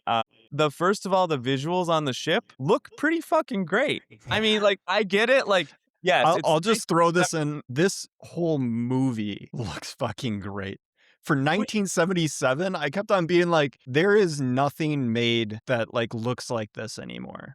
Like this is so perfect. Like it is 1977. The movie hasn't aged a day. I could show this you could probably show it to your 15-year-old and you'd be like, yeah, like, he might think it's boring, but he wouldn't be like, this looks like crap. 100%. Because I mean, they use what, like real model. I mean, what? Well, and the Spielberg thing he learns from Jaws, like, don't try and do too much. Don't try and show too much. You can just not show stuff and do stuff that you can actually make look good, and people don't care as long as like the story's good and keeps moving forward. Yeah, and so I just thought that that's all beautiful. It looks really great. You've got this amazing score, this like communication through music. It's almost like people are dying and going to heaven or whatever. Yeah, Like and then it's coming this back, like yeah. it's just like this, we're existing on this level that's like this is outside of everything. This is something greater than all of us, and everyone is kind of on board, and it's just this like very beautiful, and I mean, not too drawn out or anything, but a longer sequence, right? Of just people just being amazed and the people coming back. And that, maybe there's a few moments like, oh, the door's opening. There's people. It's the people that are abducted and they're actually fine. Or Yeah. so we think at least. And then, you get the aliens. And of course, I mean, do the aliens look like good? Well, no, I guess not. But they don't look, it looks appropriate. And And they're not on screen for very long either, so it's not like you're staring at them being not good. yeah, and it's kinda, like, done almost from afar, like, it is, and like, it's got a bit of a yeah, like, an artistic, I mean, obviously an artistic feel, but, yeah, and then it's just that whole vibe was just something in a movie that's about dysfunction, in a movie that's about paranoia because of the government cover-up and all that stuff that was, But yeah, and it's like the government is kind of trying to cover stuff up during the course of the movie. Like they don't want to give away too much stuff, but they're not like malicious or Mhm. anything. Like it's not a conspiracy movie, really. Like even when they have like the town hall and Dreyfus is just like, I wish I didn't see this. Like I'm not trying to get attention or anything. I'm just like, I saw it. What do you want me to say? And even the guy that's kind of like running that is like, hey, we get a lot of false reports about this. No one's able to take a good photograph or anything like that. So we have to kind of accept evidence as it comes to us. And, a bunch of people saying they saw something is something that we've heard over and over again. So no, we're not going to necessarily believe you, but we're not telling you you're crazy to your face yet. Yeah, I heard in the aforementioned podcast, The Rewatchables, there's no villains in this film, Mm-mm. and there Yeah. aren't. I mean, Dreyfus is technically both the hero and the villain in a lot Yeah, of yeah, ways. yeah. I mean, Barry's like the hero and his Barry. mom, Barry and his mom Jillian. are amazing. So it was probably Barry's mom that was nominated for supporting. I would imagine, yes. He I had the don't bigger I don't role. believe it was Terry Garr. I believe it was Melinda Dillon. Yeah. I also just wanted to throw out that Spielberg does go back to the well in Raiders because Raiders is kind of a similar setup to how he sets up the ending for this movie where you have the two male-female character looking over boulders, hiding, watching something magical that is about to happen with a group of people in front of them with a bunch of shining lights on their area. And, whether it's the Ark of the Covenant or a giant alien spaceship, here we are. This time it'll go bad when he's doing Ragers. I had a note too about how the end is a silent film, Yeah. essentially, Yeah. right? Yeah. You don't need any dialogue, really. And there isn't much, and you don't need any, and how fucking cool, and how I mean, of course, it's this kind of communication with this alien race, so that makes more sense, but, it is yeah, I mean, it's all just done it's like the first 20 minutes of There Will Be Blood, last 20 minutes of Close Encounters, not many words. Those are maybe the only 2 things that those films share. Great cinematography, Obsession. Obsession. Obsession, Mm. Bad Dads. Bad dads? Yeah. Abandon my boy. I've abandoned my child. I've abandoned my family for the He aliens. absolutely does. Daniel Plainview and Roy would share that. And yeah, it's great. And then, so what do you think then about the decision to have Roy get up on that ship and everyone's like, all right, it's cool. We get it. Like, that's, Yeah, I mean, I think they play that pretty fast and loose. Like the script isn't really necessarily pointing to that. The Dreyfus performance obviously is. He's staring at that thing so longingly. And then they're like, it just seems like all at once, everyone's like, oh, we know what they want. They want Richard Dreyfuss to get on the ship. yeah. And you're kind of like, wait, when did that part happen? But, whatever. It's an interesting choice. I mean, it's like like it's a choice that it's like a zag or whatever. Like, we would normally think, of course, the father has to come back and realize that he loves his wife and kid and like it needs to be like that. And the fact, especially for a guy like Spielberg, who I think would go on to have so many films end in that way, right? Like he's not Yeah. really one for making like, Shyamalan endings or something or He dark. usually just has it all kind of work out. Absolutely. And this one, like you can't say like, well, does it not work out? I don't know. Maybe it does because maybe Dreyfus is happier and everyone will work it out. Mrs. Dreyfus will find a new stepdad for her and the kids. But it's just I thought it was all just interesting and like the tone of it being kind of innocent and curious and not cynical at all is just all very interesting, especially when the plot essentially points to or like looks at, yeah, this guy's gonna go up with the aliens and this is what he wants, and it's actually beautiful. It's okay. Like it's just I don't know, like there's like a new age aspect to it. There's just a lot of things where I think, and it benefits from the fact that their Hollywood storytelling was literally like kind of, or at least like modern Hollywood storytelling was being invented right then. Like, so as far as like the tropes of to go back, like, but yeah, I mean, just very, very interesting and not what you would expect. And this beautiful, I mean, this movie did well. It was a Yeah, hit, over $300 million with the but like, multiple releases and stuff like that. But yes.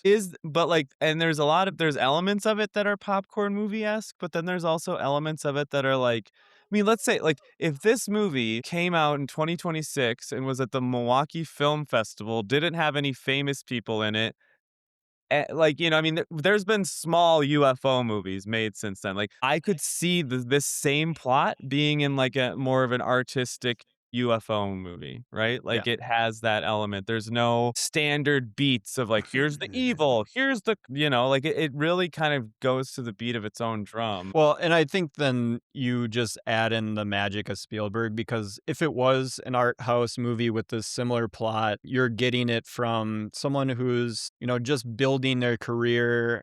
They may not know all the tricks of the trade quite yet and all that sort of stuff. They're probably going to be a younger filmmaker and stuff like that. And that's fine. And like that can create good movies and good jumping off points and stuff like that. The magic of Spielberg is that this is his second movie and this is shot and created like it is a Hollywood movie that could come out at any moment. Looks fantastic. The budget looks like all the money is put in all the right spots that you can put it. And it just is so crisp. Like to just visually look at, and the pacing and all of that is very like, this is somebody who has made, a handful of Hollywood movies already. Yeah. It's So it's great. yeah, we only have a couple minutes left, so Yeah, yeah. let's get to your favorite scene, your favorite performance, your MVP, and then finally your rating, Chris. Okay. Let's do. I mean, favorite scene. I mean, the whole end sequence. It's kind of a cheat, but I feel like you have to pick that. Now it's a long ass sequence. Like, which part are we talking about? I don't know. I mean, I was enamored by the entire ending. I can't pick a specific part, but I'll also give an honorable mention to, I guess, so Barry and his mom when they get all that insane shit happening to them in their house, which is like the moment that the film flirts the most with a horror movie. Yes, yeah. I just thought that was so cool. And like we're like, that's also in this movie. Like Yeah, very, that very part, poltergeist. yeah, and it's like for 3 minutes, it's like, oh, is this a terrifying film? And then it's like, well, not really. But it just the tone really does some wonders there. So, but yeah, I mean the end, just everyone looking up at the goddamn thing, all the colors, all the yeah, that's what I would give it. Best performance. I mean, of course, you want to give it to Dreyfus, probably. Who, by the way, Dreyfus, not necessarily in our modern times known for being a big stud. We think of Mr. Holland's. Oh, we think of like, oh, like he's just like a little complainy, like kind of And then, short king and then guy. his interview tours where he's just a crotchety old man. Oh, totally. But we look back at this 77 Dreyfus and like those big blue eyes, baby. Just We're like, okay. doing all the cocaine in the world apparently at this point of his career. Yeah. I did. The coke started to flow around this time. Yeah. Oh, Dreyfus. But also Barry is great. It's great. It's a great kid performance, and Spielberg is just the best at getting good kid performances. Yeah, like he really he's really moving, and you cannot say that about all kid actors and all Oh, kid I performances. I say horrible things about kid performances in movies all the time, and this is not one of them. Very Barry is great. What a weird name for a little kid. Can you imagine if you ran into a little boy these days whose name's Barry? You'd be like, "What?" young Barry. Okay, well, that's interesting. Yes.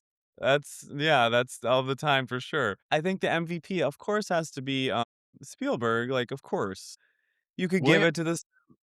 What? Williams Sure, Williams, the cinematography. I mean, won an Oscar for the cinematography. yeah, the effects guy. I mean, just for I don't know, like at the time, this was like this was its own Jurassic Park type of shit. But no, you got to go to Spielberg, and because also I don't know, as someone that like grew up when I grew up, obviously Spielberg's great. You also start to like get the by the time I'm The really dialed in backlash. late 80s, 90s, you're like, all the movies are like, they're good, they're cutesy, they're hook, they're like, and to see, I mean, not that they are all like this, obviously, whatever. He has some swings that are a little different, but to see this early work and to see how it kind of doesn't go over all those same Spielberg beats, while it does definitely hit a lot, it doesn't, it zags away from some, and it's ultimately just like this, yeah, this very cool, I'll say it again, like very artistic vision of like calmness, acceptance, wonder, all of that. I mean, the obsession and like the gritty, uncomfortable, anxious stuff melts away by the end, and we've got this just beautiful thing that is so cool. And I'm so glad I got to see this, and it's a great movie. I will give it a 9.1. What a film. I'm sure that our ratings from earlier are very similar to that. So we are starting off this created franchise with Love it. Close Encounters. We are then moving into the 90s next with Independence Day. Then we're going to Wonder. move into the 2000s by tackling District 9. Then the 10s with Arrival, which is in an interview, I believe that Steven Spielberg said that the best movie about aliens coming to Earth since Close Encounters is Arrival, in his opinion. Also, because they kind of follow some of the same beats. Also hilarious that he said, "Since the one that I made." I think he was asked the question with that like already baked in. So I don't think he was like literally patting himself on the back, but we will then close this with Disclosure Day. Spielberg back. Spielberg's back in the alien abduction or alien invasion saddle. Yeah. That'll be really interesting. I'm throwing this out there. What was the last Spielberg movie before this? Before Disclosure Day? Fablemans. Was it? So I believe so. he's taken a little time off. Granted, he deserves it. He is an older Yeah, I guy. mean he has DreamWorks. I'm sure he's produced some stuff since then. He's always thrown executive producer credits all over the place and stuff like that. But this is his first big kind of comeback to his early type movies with Disclosure Day. So Did he do War of the Worlds? yeah, but that was like A I think remake and yeah. so tossed between District 9 and doing War of the Worlds. We didn't want to do 3 Spielbergs, so we ended up going to War of the Worlds or District 9 instead. Mhm. And I think District 9 is a more interesting movie to talk about anyway. War of For the sure. Worlds, based on a classic Orson Welles story and all that sort of stuff. So it's been done. District 9, I don't know if I've ever heard a podcast on District 9 before. And that was a movie that when it came out around that time, I was at the right age for it. Basically graduating high school and just had my hair blown back by that one. It was incredible stuff. Neil Blomkamp. I can't wait to talk about that one. Yeah. Can't wait to talk about all these. This is such a cool idea to do these updated franchises. This is a great one. Looking forward to the next one. Independence Day. That's right. We will welcome everyone to Earth, bitch. At that. Thanks, Chris. See you, Luke.